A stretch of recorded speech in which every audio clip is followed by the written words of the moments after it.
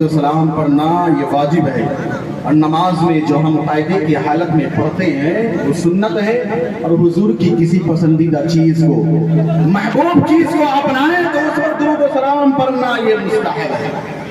लेकिन आज दुरूद सलाम पढ़ने पर कुछ लोगों को पेट में दर्द हो जाती है, बहुत एतराज होता है शद्द मत के साथ। अगर हम महफिल में इज्तिमाई तौर पर दुरूद सलाम पढ़ ले और नमाज में नमाज फजर के बाद अपने मामूल के मुताबिक सलाम पढ़ ले तो एतराज होता है। अल्लाह ने आयत करीमा में दुरूद पढ़ने का भी हुक्म दिया और सलाम पढ़ने का। तो चूंकि नबी पर सलाम भेजना, नबी को सलाम करना ये सुन्नत इलाहिया है, ये कुरान का तरीका है। कुरान ने कहा है सलामुन अला इब्राहिम, सलामुन अला मूसा व हारून, सलामुन अला यासीन, सुब्हान रब्बिका रब्बिल इज्जति अम्मा यसिफून व सलामुन अलल मुरसलीन। कुरान तो सारे भेजे नबी को सलाम भेज रहा है, तो हम भेजे तो इसमें कौन सी कबाहत की बात। और दुरूद सलाम जो पढ़ते हैं तो इसका मतलब ये फजीलत नहीं, बल्कि हदीस कुरान और हदीस पाक जो है दुरूद सलाम के फजाइल से भरी हुई। एक वाक़या मैं बताता हूँ और असल मौजू की तरफ आता हूँ। वो ये है कि एक औरत थी, उसके पास सिर्फ एक लड़का था। उसका लड़का इंतकाल हो गया, बड़े हो जाने के बाद इंतकाल हो गया। अब वो औरत अपने बच्चे को ख्वाब में देखती है कि उसकी कब्र में अज़ाब हो रहा है। फिर चंद दिन के बाद वही औरत ख्वाब में अपने लड़के को देखती है तो उसकी कब्र कुशादा कर दी गई है और उसमें रहमत और नूर की बारिश हो रही है।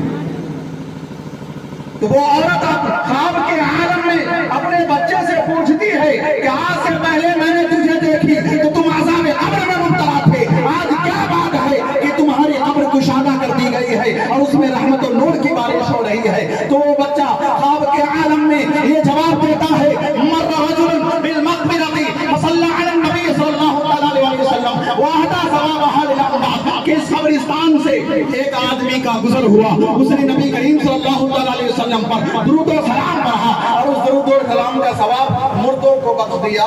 अल्लाह तबारक तआला उस दुरूद और सलाम की बरकत से तमाम कब्र वाली के अज़ाब को हटा लिया। सुभान अल्लाह।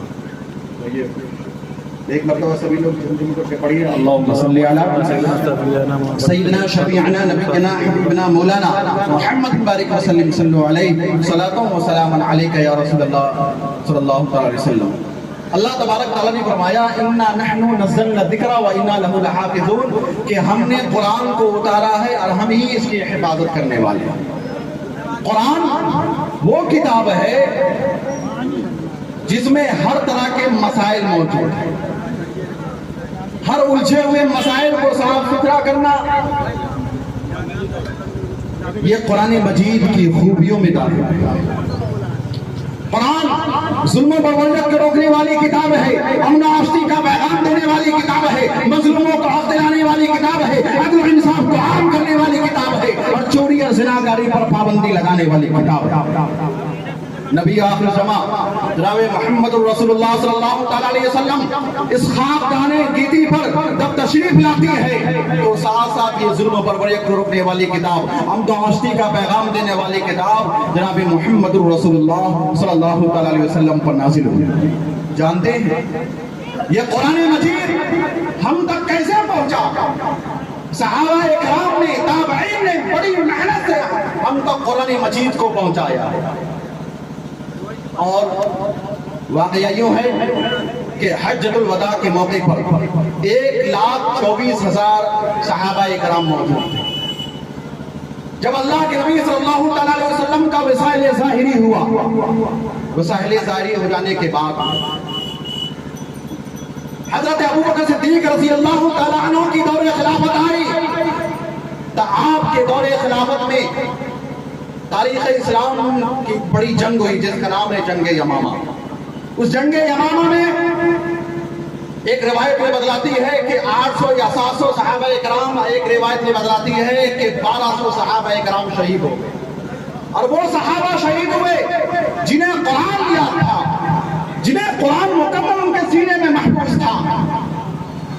تو شہادت جب حفاظ صحابہ کی شہادت ہوئی تو حضرت عمر فاروق رضی اللہ تعالی عنہ حضرت ابو بکر صدیق رضی اللہ تعالی عنہ کی بارگاہ میں جاتے ہیں، ایک عرض کرتے ہیں کہ اے خلیفۃ المسلمین، اسی طرح صحابہ کرام شہید ہوتے رہے تو آنے والی نسل تک کتاب اللہ نہیں پہنچ پائے گی، لہذا قرآن کو ایک جگہ جمع کیا جائے، قرآن کو کتابی شکل دی جائے۔ تو پہلے تو حضرت ابوبکر صدیق رضی اللہ تعالیٰ عنہ تیار نہیں ہوتے ہیں کہ جو کام نبی کریم صلی اللہ تعالیٰ علیہ وسلم کے زمانے میں نہیں ہوا ہے وہ کام میں کیوں کروں، لیکن حضرت عمر فاروق رضی اللہ تعالیٰ عنہ اصرار کرنے لگے اور بھی صحابہ اصرار کیے تو حضرت ابوبکر صدیق رضی اللہ تعالیٰ عنہ قرآن کو کتابی شکل دینے کے لیے تیار ہو گئے۔ حضرت ابوبکر صدیق رضی اللہ تعالیٰ عنہ اپنے دور خلافت میں قرآن کو کتابی شکل میں لا دیے، لیکن ان میں پارے نہیں تھے، زیر زبر لگا ہوا نہیں تھا، صورت نہیں تھی اور منزل کا تعین نہیں کیا گیا تھا اور اس پر پارے نہیں بنائے گئے تھے، صرف کتابی شکل لا دی گئی۔ اب وہی قرآن حضرت ابوبکر صدیق رضی اللہ تعالیٰ عنہ کی دور خلافت میں نہیں ملے، اس کے بعد حضرت عمر فاروق رضی اللہ تعالیٰ عنہ کی دور خلافت آئی تو قرآن وہی رہا۔